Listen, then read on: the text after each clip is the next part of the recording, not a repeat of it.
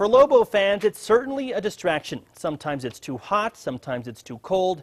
Turns out the newly renovated pit is still experiencing some growing pains. This time it's the heating and air conditioning system. Here's News 13's Alex Tomlin. Jim and Yvonne Beckley are loyal Lobo fans. How long have they been coming? Oh, 7 or 8 years for the women. But this season has been a difficult one, and we're not talking on the court. It was really cold, and then the last game we came to, was it men's or women's? Men's.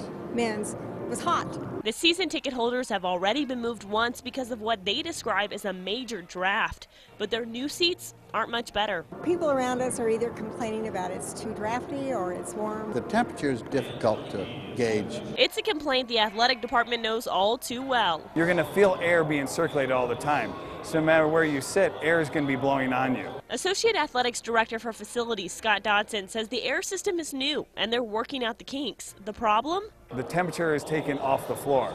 So when you get an average temperature, if it gets too hot, then it'll start bringing cold air in. Fans start showing up about 15 minutes before the game, but one of the biggest problems at the women's games, there's just not as many fans as at the men's games. Less fans means less body heat, something Dodson says they're trying to combat. We do set the temperatures differently for a men's game and a women's game. A men's game we keep the floor an average of 68 degrees, a women's game 72. Yvonne Beckley says even though the system is new, I think they've had time.